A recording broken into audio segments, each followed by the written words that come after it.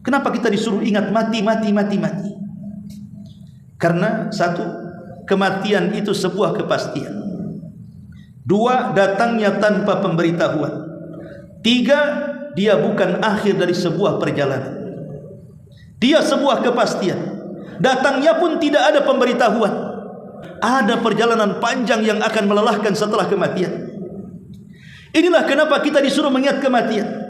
Ilmu kedokteran luar biasa, ditemukan alat-alat canggih, ditemukan perobatan-perobatan farmasi yang luar biasa. Yang dulu mungkin penyakit dianggap luar biasa, sekarang dianggap penyakit biasa karena sudah ditemukan obat-obatannya.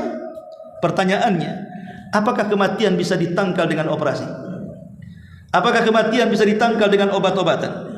Apakah kematian bisa ditangkal oleh doktor-doktor profesor itu? Tidak. Idza jaa ajaluhu la yastakhiruna sa'atan wa la yastaqdimun. Ingat, ajal itu kalau sudah datang tidak mungkin mundur, tidak mungkin maju tuh. Pas waktunya.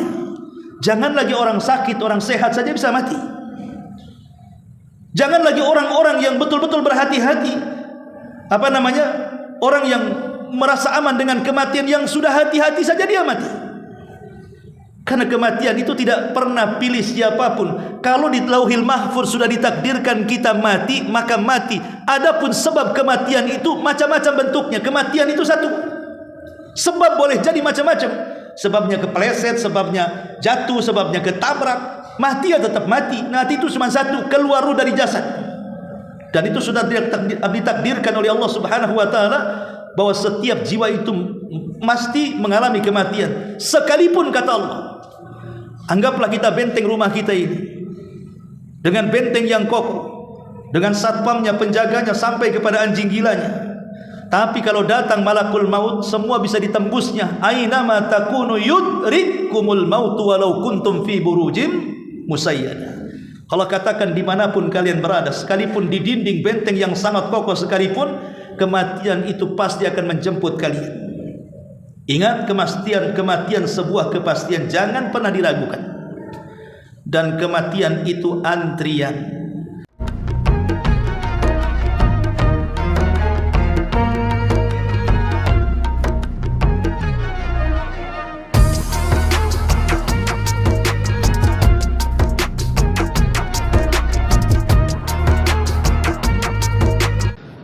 Bismillahirrahmanirrahim.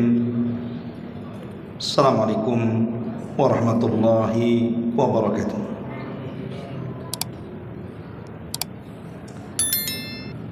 Alhamdulillah. Alhamdulillahilladzi hamdan katsiran tayyiban mubarakan fihi kama yuhibbu rabbuna wa yarda. Asyhadu an la ilaha illallah wahdahu rabbi la syarika lah.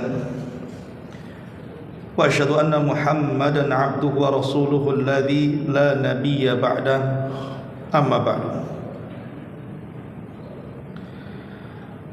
Ma'asyiral muslimin wal muslimat rahimakumullah. Alhamdulillah, di malam hari ini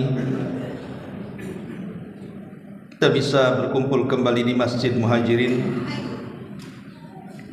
Salawat dan juga salam kita hadiahkan kepada Rasul kita, Nabi besar Muhammad sallallahu alaihi wa ala alihi wasallam. Malam ini kita akan melanjutkan kajian tafsir, masih membahas surah Al-Baqarah. Malam ini kita akan membahas tafsir surah Al-Baqarah ayat 28 dan 29. A'udzubillahi minasyaitonirrajim. Bismillahirrahmanirrahim. Kaifa takfuruna billahi wa kuntum amwatan fa ahyakum thumma yumitukum thumma yuhyikum thumma ilaihi turja'un. Huwa alladhi khalaqa lakum ma fil ardi jami'an thumma istawa ila as-sama'i fasawwahunna sab'a samawat wa huwa bikulli syai'in 'alim.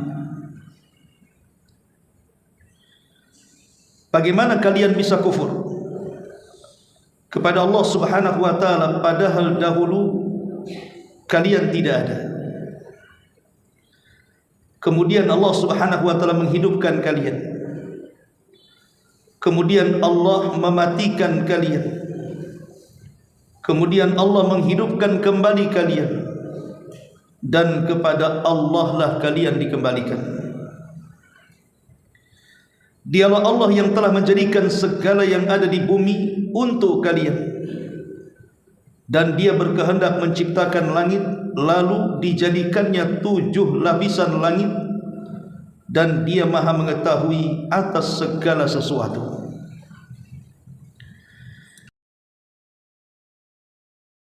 Rahimakumullah. Di sini Allah Subhanahu wa taala menyebutkan dalam surah Al-Baqarah 28 kalimat 2 kata hidup. Allah mengatakan kaifa takfuruna billahi wa kuntum amwatan fa ahyaakum summa yumitukum summa yuhyikum summa ilaihi turja'un. Bagaimana mungkin kalian bisa kufur padahal dulu kalian tidak ada, lalu Allah hidupkan kalian. Ini kata hidup pertama. Kemudian kalian dimatikan, kemudian kalian dihidupkan kembali. Di sini ada kalimat hidup yang kedua. Kemudian kepada Allah lah kalian akan dikembalikan. Yang dimaksud 2 kata hidup di sini artinya kehidupan pertama adalah kehidupan dunia. Itulah kehidupan yang sekarang kita lalui. Adapun kehidupan yang kedua adalah kehidupan setelah kematian kita, baik alam barzah, alam kubur, ataukah setelah Allah kiamatkan dan kita dibangkitkan di padang mahsyar. Itulah kehidupan yang kedua. Adapun kehidupan yang pertama, kehidupan dunia. Kehidupan dunia ini adalah kehidupan yang sangat pendek, kehidupan yang tidak kekal dan tidak pernah abadi. Berbeda dengan kehidupan kedua, di mana kehidupan kedua setelah kematian adalah kehidupan yang kekal, kehidupan yang abadi, dan kehidupan yang selama-lamanya. Disinilah terjadi perbedaan antara 2 kata hidup. Kehidupan yang pertama kehidupan yang tidak kekal, dan kehidupan yang kedua adalah kehidupan yang kekal. Ma'asyiral muslimin yang dimuliakan Allah Subhanahu wa taala. Tapi perlu diketahui, dunia adalah kehidupan yang pendek dan kehidupan akhirat adalah kehidupan yang panjang.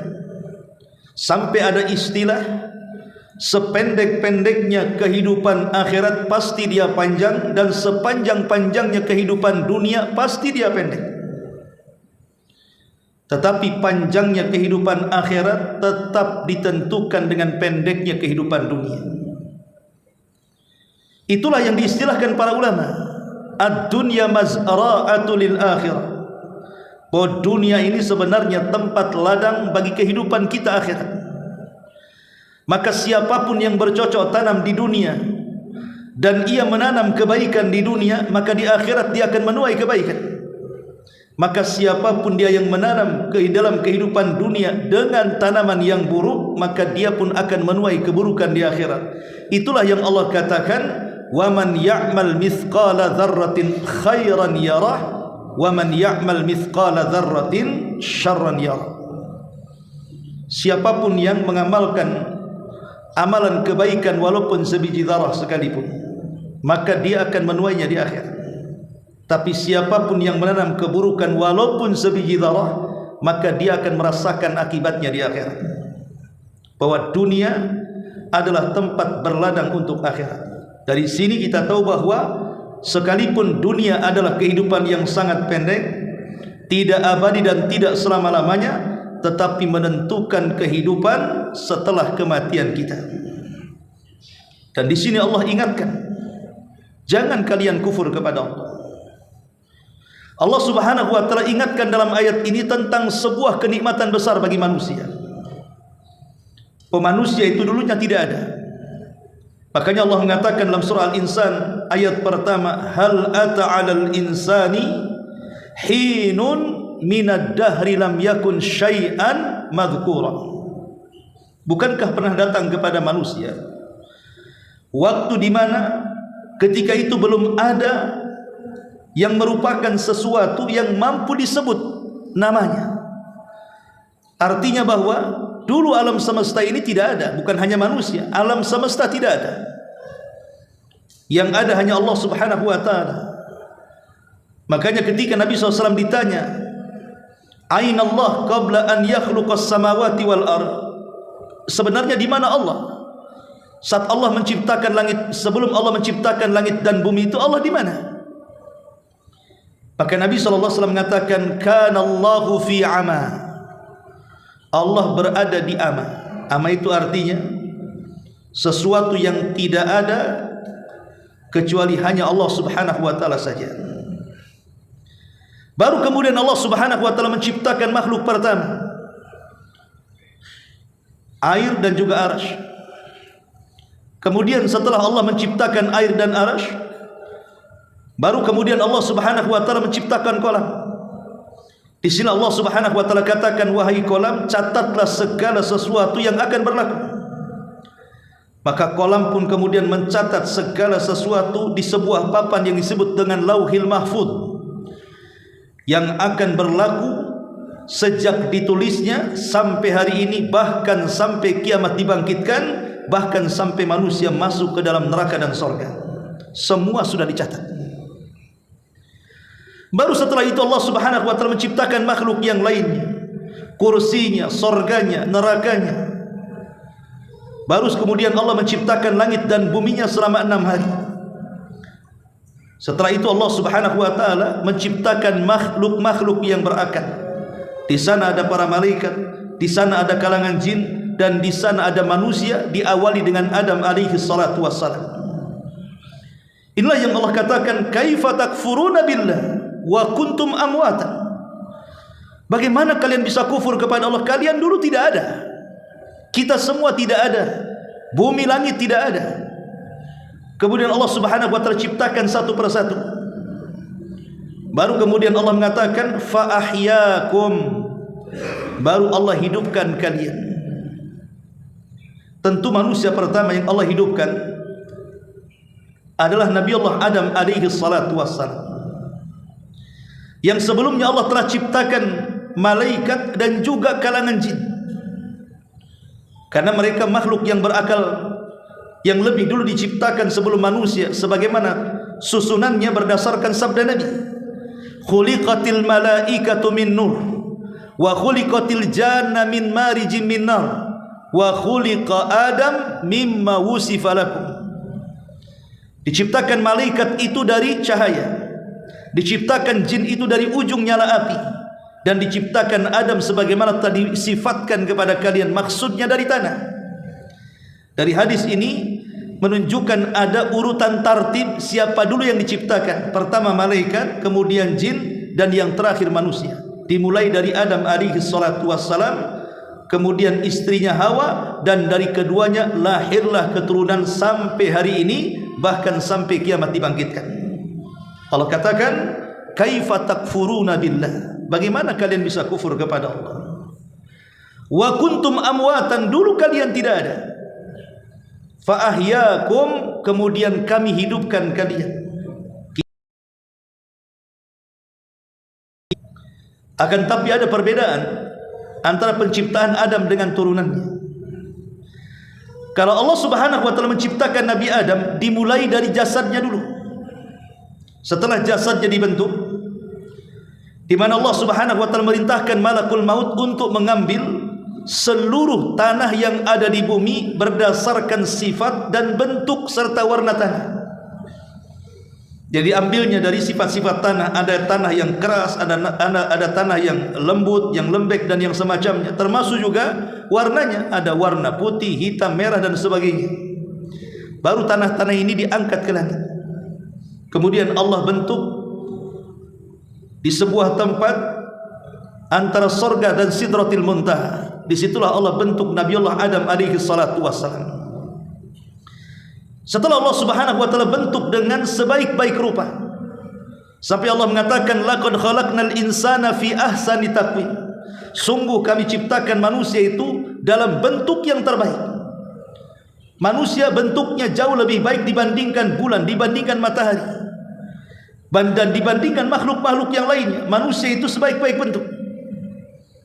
Makanya dahulu di zaman Khalifah Ja'far Al-Mansur, ada anak muda yang baru menikah. Karena saking cintanya dengan istrinya, dia duduk di padang pasir, kemudian memandang bulan purnama, kemudian melantunkan syair tanpa sadar. Tiba-tiba dia mengucapkan kalimat yang di luar kesadarannya dan mengatakan, illam takun kal qamari fa anti talik. Kalau wajahmu tidak seindah bulan purnama, maka jatuhlah talak kepadamu. Dia mengucapkan tanpa sadar, sebenarnya ingin memuji kecantikan istrinya, namanya baru menikah, masa mau talak? Cuman tidak sadar dia mengatakan illam takun kal qamari fa anti talik. Kalau wajahmu tidak seperti bulan, jatuhlah talak kepadamu, katanya. Menyesal anak muda ini, kemudian lapor kepada sang khalifah Ja'far Al-Mansur.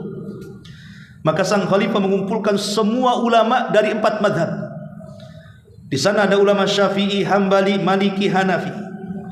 Kemudian sang khalifah bertanya, bagaimana hukum ucapan anak muda yang tanpa sadar mengucapkan kalimat itu? Apakah jatuh talak atau tidak? Maka mayoritas madhab mengatakan jatuh talak. Madhab Syafi'i mengatakan jatuh talak, madhab Hanbali mengatakan jatuh talak, madhab Maliki mengatakan jatuh talak. Kenapa? Karena ucapan talak itu jangan lagi serius, main-mainnya saja jatuh. Kecuali anak muda dari madhab Hanafi mengatakan, bagiku itu belum jatuh talak, katanya. Sang khalifah mengatakan, bagaimana kau bisa memfatwakan seperti itu? Kemudian anak muda ini mengatakan, karena aku terbesit firman Allah subhanahu wa ta'ala, laqad khalaqnal insana fi ahsani taqwim. Sungguh kami ciptakan manusia itu sebaik-baik bentuk, dan manusia jauh lebih indah dibandingkan bulan. Berarti kata-kata anak muda itu tidak benar. Kalau dia mengatakan illam takun kal qamari fa anti tali, kalau wajahmu tidak seindah bulan, kita katakan bulan tidak lebih indah dibandingkan manusia, berarti kata-katanya salah. Bagiku tidak jatuh talak, karena manusia jauh lebih indah dibandingkan bulan. Kata Khalifah Ja'far Al-Mansur, sadaqta, engkau benar, aku setuju dengan pendapatmu. Dari sini kita tahu bahwa manusia ini seindah-indah bentuk, karena Allah sendiri yang membentuk masalahnya. Dan seluruh turunan Adam akan seperti Adam posturnya, tidak ada yang berbeda. Cuman bedanya makin kesini makin pendek saja. Dari 30 meter sekarang jadi tinggal 1 meter lebih saja kita ini. Tapi nanti pada hari kiamat, bagi orang-orang yang masuk kepada sorga, maka Allah akan kembalikan bentuknya seperti Adam, 60 hasta atau 30 meter. Ma'asyiral muslimin yang dimuliakan Allah Azza wa Jalla. Jadi penciptaan Adam itu dibentuk dulu badannya, jasadnya. Setelah kemudian mengering 40 tahun sehingga menjadi tembikar, dan kalau seandainya dipukul keluar suara, karena setiap manusia punya rongga, barulah kemudian Allah ciptakan ruhnya, kemudian dimasukkan ke dalam jasadnya. Jadi Adam itu jasadnya dulu, baru ruhnya. Beda dengan kita manusia turunannya. Ruhnya dulu diciptakan, baru jasadnya. Saat Adam alaihi salatu wasalam diturunkan dari sorga, kemudian diturunkan ke bumi, dipisahkan dengan Hawa. Ada yang mengatakan Adam diturunkan di Sri Lanka, dan Adam dan Hawa diturunkan di Jeddah, kemudian masing-masing mencari. Ketika ada cahaya yang memantul di sebuah tempat, di tempat yang disebut dengan Arafah, maka keduanya kemudian berinisiatif untuk mendekati cahaya itu. Berjumpalah Adam dan Hawa di Jabal Arafah. Maka tempat itu disebut Arafah. Kenapa disebut Arafah? Arafah itu artinya mengenal, karena Adam mengenal Hawa dan Hawa pun mengenal Adam alaihi salatu wassalam. Disitulah Allah subhanahu wa ta'ala mengajarkan Adam kalimat taubat, Rabbana zalamna anfusana wa illam taghfir lana wa tarhamna lanakunanna minal khasirin. Setelah Adam mengucapkan kalimat ini, fataba alaihi innahu huwat tawwabur rahim. Allah ampuni dosa-dosanya, karena Allah zat yang maha pengampun lagi maha penyayang. Lah saat Adam alaihi salatu wasalam sedang duduk, tiba-tiba Allah kemudian mengusap kedua pundak Adam, sebelah kanan dan kiri. Dari pundak sebelah kanan tiba-tiba keluar ruh, dan itu akan menjadi anak turunannya yang akan masuk ke dalam surga. Kemudian Allah usap sebelah bahu sebelah kiri, keluar ruh, dan ruh-ruh itulah yang kelak akan menjadi anak turunannya yang akan masuk ke dalam neraka. Kemudian ruh-ruh itu ditempatkan oleh Allah di sebuah, disitulah Allah datang kepada mereka, kepada kita-kita yang masih dalam bentuk roh, dan Allah mengadakan perjanjian, mengikat perjanjian dengan kita dengan mengatakan alastu birabbikum qalu bala, bukankah saya Rabb kalian? Maka semua ruh mengatakan tentu engkau Rabb kami. Dari sini kita tahu bahwa ada ikatan di alam ruh antara kita dengan Allah Subhanahu wa taala. Allah titipkan sebuah fitrah yang disebut dengan tauhid ar-rububiyah. Baru setelah itu Allah ciptakan jasadnya satu persatu. Allah titipkan dari sperma seorang laki-laki, kemudian dimasukkan ke dalam rahim seorang wanita, kemudian jadilah segumpal sperma. Kemudian dari segumpal sperma jadi segumpal darah. Kemudian dari segumpal darah jadi segumpal daging. Kemudian setelah 3 bulan Allah utus malaikat ruh, malaikat yang memasukkan ruh untuk mengambil ruh di alam ruh. Kemudian dimasukkan ruh itu kepada janin di usia 4 bulan. Maka kemudian janin itu hidup karena sudah dimasukkan ruh di situ. Disitulah malaikat ini diperintah Allah untuk mencatat takdirnya, bahagianya seberapa, celakanya seberapa, rizkinya seberapa, umurnya seberapa, apakah dia bahagia atau susah, semua dicatat. Ketika dia sudah 9 bulan, karena umumnya 9 bulan kecuali yang prematur, kecuali satu bayi yang lebih daripada 9 bulan 2 tahun.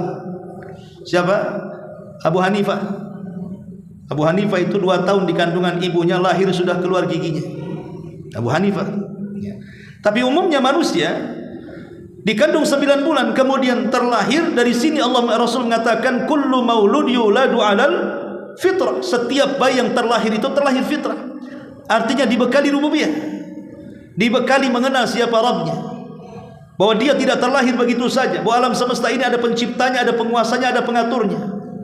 Makanya kalaupun dia terlahir dari rahimnya orang kafir sekalipun, mereka ada fitrah.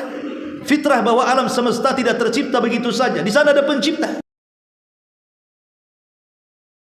Diserukan oleh Allah Subhanahu wa taala tentang pertanyaan siapa yang menciptakan langit dan bumi, maka mereka akan mengatakan Allah, tapi tidak memasukkan mereka ke dalam Islam, karena mereka hanya dibekali dengan tauhid fitrah rububiyah saja. Belum kepada tauhid yang disebut dengan uluhiyah, di mana hanya menyembah Allah Subhanahu wa taala dalam setiap peribadatan kita. Masyaallah muslimin yang dimuliakan Allah Azza wa Jalla, intinya bahwa Allah katakan kaifa takfuruna billahi wa kuntum amwatan fa ahyaakum. Kami berikan kehidupan kepada kalian, lahir ke dunia, maka kita akan menghabiskan waktu di dunia. Inilah kehidupan kita sekarang, kehidupan dunia. Kehidupan dunia adalah kehidupan yang serba ujian dari Allah Subhanahu wa taala. Jadi Nabi Adam alaihi salatu wassalam ketika diturunkan dari surga yang penuh dengan segala nikmat yang luar biasa, diturunkan ke sebuah tempat yang penuh dengan kehinaan. Dunia ini adalah tempat yang hina karena banyak ujian dan cobaan. Makanya sering saya katakan ada 3 perkara yang tidak lepas orang selama hidup di dunia. Pertama, manusia tidak akan beristirahat. Yang kedua, manusia tidak mungkin lepas dari ucapan manusia yang lainnya, sekalipun dia bersembunyi di mana saja. Dan yang ketiga, manusia pasti akan mengalami ajal dan kematiannya. Tidak ada manusia yang kekal abadi, pasti ada waktu kematiannya. Makanya Adam alaihi salatu wassalam kenapa diturunkan dari sorga ke bumi? Supaya dia mengalami kematian. Kalau dia tidak diturunkan dari sorga ke bumi, tetap di sorga, maka Adam tidak akan pernah mati di sorga. Padahal Adam manusia. Sementara Allah mengatakan kullu nafsin dha'iqatul maut, setiap jiwa itu tersentuh dengan kematian. Makanya Adam dikeluarkan dari sorga supaya bisa mati. Dengan kematiannya, itulah Adam manusia. Kullu nafsin dha'iqatul maut, setiap jiwa manusia itu pasti disentuh dengan kematian. Lah dalam kehidupan dunia tidak mungkin terlepas dari tiga perkara tadi. Manusia tidak mungkin istirahat. Saya, Anda, siapapun, jangan harap bisa beristirahat di dunia. Karena terkadang kalau Allah Subhanahu wa taala sudah menguji kita ini, terkadang ujian pertama belum selesai, datang ujian kedua. Ujian kedua belum kelar, datang ujian ketiga. Ujian ketiga belum rampung, datang ujian yang lainnya. Begitulah kehidupan dunia. Terkadang satu ujian bertumpuk-tumpuk. Kenapa Allah membuat ujian seperti ini? Karena bagaimanapun ujian yang Allah berikan itu tidak lain dan bukan supaya Allah melihat kejujuran dan kedustaan kita. Apakah kita jujur dengan keimanan kita, ataukah kita dusta dengan keimanan kita? Diberikan ujian oleh Allah Azza wa Jalla. Tapi ingat, Allah tidak pernah zalim. Maksudnya Allah tidak pernah zalim itu, setiap ujian yang Allah berikan, tidak ada manusia yang ketika diberikan ujian dia tidak sanggup memikulnya. Pasti sanggup. Tapi masalahnya sebelum dihadapi, terkadang manusia sudah datang putus asanya. Dia bisa selesaikan sebenarnya, cuman karena putus asa yang kemudian datang dari waswas setan, akhirnya dia menganggap ujian terlalu berat, kemudian dia pun gagal di perjalanan. Padahal Allah mengatakan la yukallifullahu nafsan illa wus'aha. Allah tidak mungkin membebani setiap manusia itu kecuali dengan sesuatu yang mampu dia usahakan. Allah tidak mungkin zalim. Tapi yang jelas bahwa dunia adalah tempat kita diuji. Kita tidak akan pernah istirahat. Entah diuji kesehatan kita, entah diuji keluarga kita, entah diuji ekonomi kita, entah diuji pergaulan kita, dan begitu seterusnya. Kita tidak mungkin lepas dari ujian. Kemudian yang kedua, manusia tidak mungkin lepas dari ucapan manusia yang lain.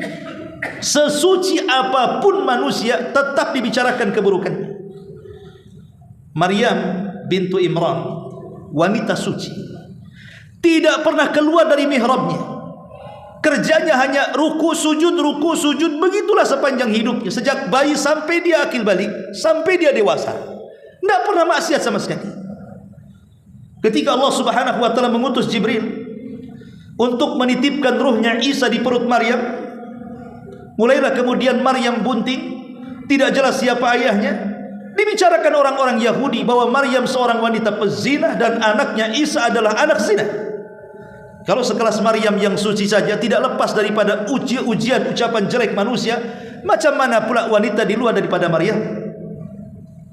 Bahkan Nabi SAW, manusia terbaik di alam semesta, manusia terbaik di kolong langit, manusia terbaik di atas bumi, tidak lepas daripada ejekan manusia. Dikatainya dia seorang gila, tukang sihir, tukang tenun, pemecah belah, macam-macam. Kalau sekelas Nabi saja tidak lepas daripada ujian ucapan buruk manusia, apalagi kita. Manusia tidak lepas, sehebat apapun, sesuci apapun, seahli ibadah apapun, manusia pasti dibicarakan manusia lain. Karena kita hidup di masyarakat serba salah. Umpamanya kita menghindari ucapan buruk kepada manusia, kita bergaul dengan sembarang orang supaya manusia tidak menjelek-jelekan kita. Siapa bilang? Bisa saja orang mengatakan datang orang kepo katanya. Apain orang ini? Si datang aja kemari. Ada orang yang menguring diri, kalau begitu saya tidak mau bergaul supaya tidak dibicarakan manusia. Akhirnya tidak pernah keluar dari rumahnya. Tetangga pun nyeletuk, jangan-jangan lagi ngerakit bom dia. Dan begitu seterusnya. Dimanapun manusia, sekalipun di hutan belantara sekalipun, tidak lepas daripada ucapan manusia. Karena itu fakta kenyataan orang hidup di dunia, tidak mungkin lepas dari ucapan manusia yang lain. Dan yang ketiga, manusia itu tidak lepas dari kematian.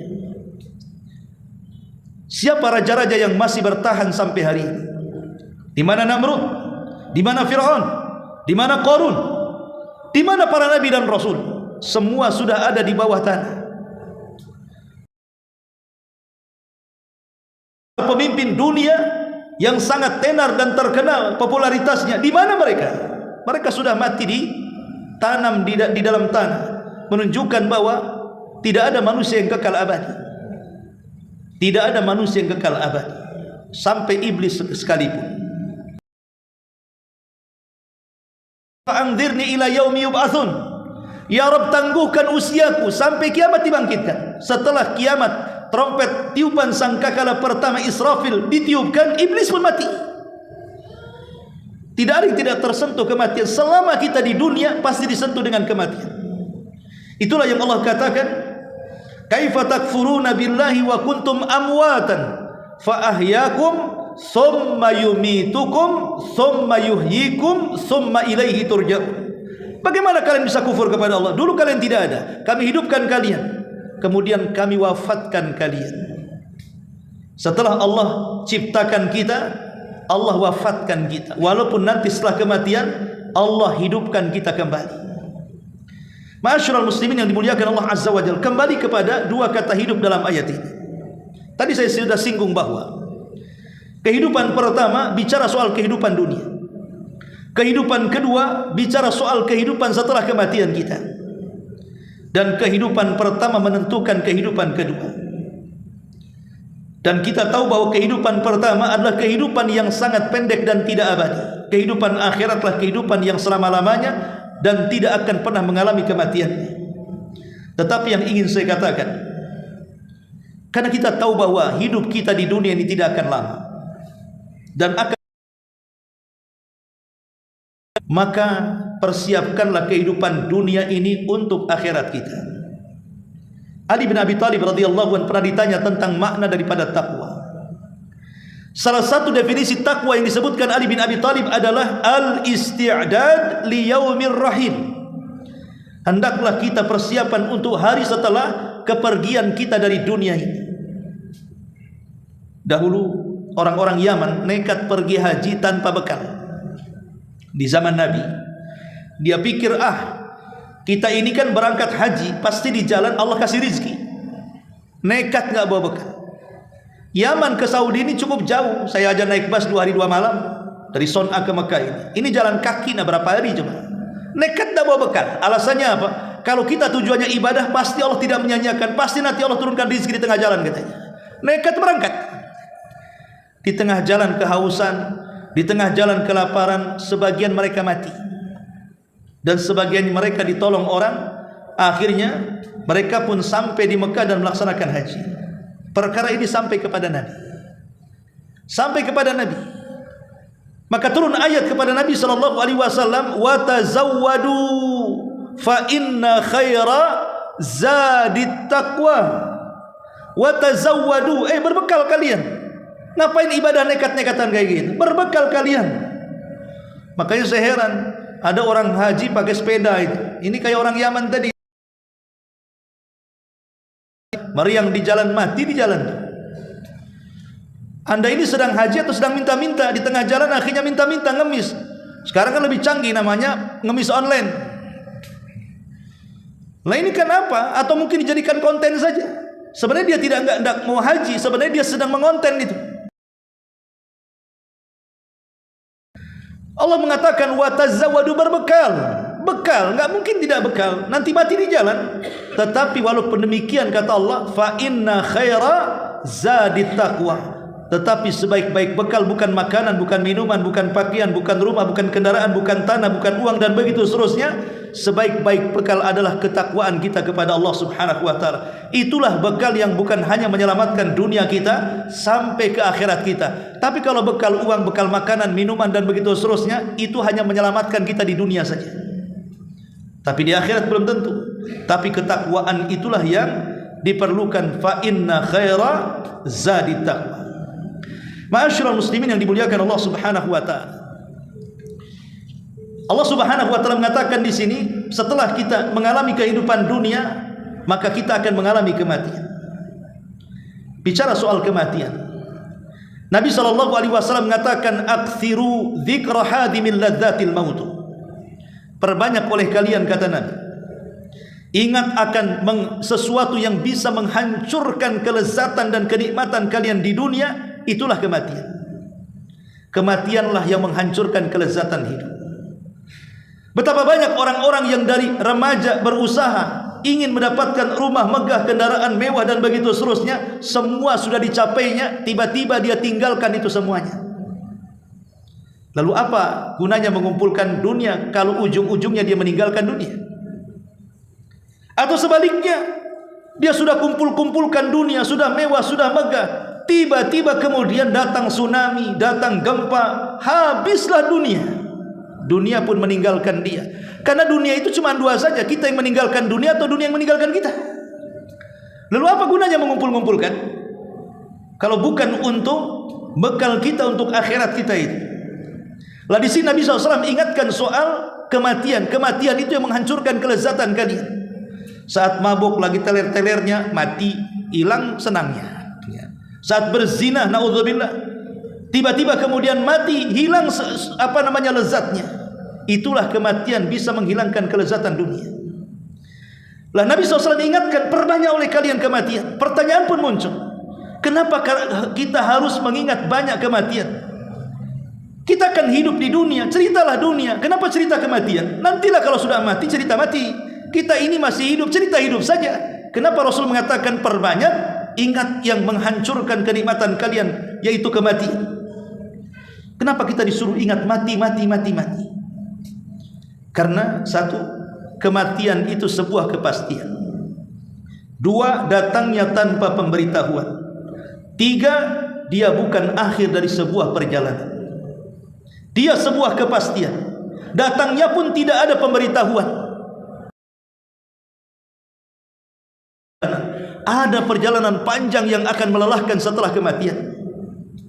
Inilah kenapa kita disuruh mengingat kematian. Karena kematian sebuah kepastian. Hebat apapun hari ini, taruhlah sekarang ilmu farmasi berkembang, ilmu kedokteran luar biasa, ditemukan alat-alat canggih, ditemukan perobatan-perobatan farmasi yang luar biasa. Yang dulu mungkin penyakit dianggap luar biasa, sekarang dianggap penyakit biasa karena sudah ditemukan obat-obatannya. Pertanyaannya, apakah kematian bisa ditangkal dengan operasi? Apakah kematian bisa ditangkal dengan obat-obatan? Apakah kematian bisa ditangkal oleh doktor-doktor profesor itu? Tidak. Idza jaa ajaluhu la yastakhiruna sa'atan wa la yastaqdimun. Ingat, ajal itu kalau sudah datang, tidak mungkin mundur, tidak mungkin maju tuh. Pas waktunya. Jangan lagi orang sakit, orang sehat saja bisa mati. Jangan lagi orang-orang yang betul-betul berhati-hati. Orang yang merasa aman dengan kematian, yang sudah hati-hati saja dia mati. Karena kematian itu tidak pernah pilih siapapun. Kalau di Lauhil Mahfuz sudah ditakdirkan kita mati, maka mati. Adapun sebab kematian itu macam-macam bentuknya. Kematian itu satu. Sebab boleh jadi macam-macam. Sebabnya kepleset, sebabnya jatuh, sebabnya ketabrak. Mati ya tetap mati. Mati itu cuma satu, keluar ruh dari jasad. Dan itu sudah ditakdirkan oleh Allah Subhanahu wa taala bahwa setiap jiwa itu mesti mengalami kematian. Sekalipun kata Allah, anggaplah kita benteng rumah kita ini dengan benteng yang kokoh, dengan satpamnya, penjaganya sampai kepada anjing gilanya. Tapi kalau datang malakul maut, semua bisa ditembusnya. Aina ma takunu yudrikumul maut walau kuntum fi burujim musayyada. Allah katakan dimanapun kalian berada, sekalipun di dinding benteng yang sangat kokoh sekalipun, kematian itu pasti akan menjemput kalian. Ingat, kematian sebuah kepastian, jangan pernah diragukan. Dan kematian itu antrian. Kemarin si fulan, kemarinnya lagi si fulan, jangan-jangan malam ini pula kita. Kita tidak tahu. Karena kematian sebuah kepastian, jangan pernah diragukan. Yang kedua, datangnya tanpa pemberitahuan. Inilah yang dikhawatirkan dalam kehidupan kita. Belum lagi orang tobat sudah mati. Belum lagi orang bisa sholat sudah mati. Belum lagi hartanya disedekahkan sudah mati. Belum lagi dia bisa haji dan umrah sudah mati. Ya, karena kematian itu datangnya tanpa pemberitahuan. Coba lihat orang-orang yang mati kena tsunami itu, apakah mereka tahu besok akan mati? Lihat orang-orang yang mati kena gempa itu, apakah mereka sudah memprediksi dia akan mati? Tidak ada yang tahu. Semua manusia mengira dia hidup selamanya. Rupanya besok tinggal jasadnya saja. Tidak ada yang diberitahu kematian kecuali para nabi. Ya, kalau para nabi betul. Seperti Nabi SAW datangi malaikat Jibril dan juga malakul maut. Kemudian malakul maut membuat pilihan kepada Rasul, apakah kamu mau hidup di dunia dan diberikan kenikmatan yang luar biasa, ataukah engkau akan berjumpa dengan saudara-saudaramu fi rafiqil a'la? Rasul ketika mendengar dua pilihan itu, dia hanya menunjukkan telunjuknya ke langit dan mengatakan ila rafiqil a'la, ila rafiqil a'la. Seolah-olah Rasul mengatakan, aku sudah tidak ingin hidup di dunia, aku ingin kembali ke teman-temanku di rafiqil a'la, di surga yang paling tinggi sana. Iya, Nabi memang diberitahu dan diberikan pilihan. Tapi selain para Nabi, tidak ada yang diberikan pilihan, dan tidak ada yang diberitahu kematiannya. Inilah yang kemudian dikhawatirkan kita ini mati mendadak dan tidak sempat bertobat, tidak sempat beribadah. Akhirnya kemudian menjadi penyesalan setelah kematian. Kita pun mengatakan, laula akhartani ila ajalin qarib fa asaddaqa wa akum minas salin. Ya Rabb, kalau engkau hidupkan kembali sesaat saja di dunia, ku sedekahkan semua hartaku dan aku akan bergabung dengan orang-orang saleh. Mungkin? Tidak mungkin, percuma ucapan. Itu hanya diucapkan orang yang sudah mati saja. Ma'asyiral muslimin yang dimuliakan Allah Azza wa Jalla, dan terpenting bahwa kematian bukan fa ahyakum summa yumitukum summa yuhyikum. Kemudian kalian akan dihidupkan kembali setelah kematiannya. Kenapa? Karena kematian bukan akhir dari sebuah perjalanan. Ada perjalanan yang panjang. Di alam barzah, di sana ada fitnah kubur, azab kubur, ada nikmat kubur. Kemudian setelah kita dibangkitkan pada hari kiamat, macam-macam di situ peristiwa. Ada syafaat, ada hisab, ada mizan, ada catatan yang diterbangkan sampai melalui titian, sampai kontoro, sampai surga dan neraka. Semua akan dihadapi setiap manusia, karena kematian bukan akhir dari sebuah perjalanan, tetapi perjalanan setelah kematian, saya ulang-ulang, ditentukan dengan perjalanan pendek di dunia. Kalau perjalanan pendek di dunia ini seperti yang dikatakan kepada Abdullah ibn Umar, Nabi SAW bersabda, ya ibna Umar, kun fid dunya ka'annaka gharib aw abiris sabil. Wahai Ibnu Umar, jadilah di dunia ini seperti orang asing atau seperti seorang musafir yang singgah sesaat kemudian pergi. Kalau yang sesaat ini betul-betul kita manfaatkan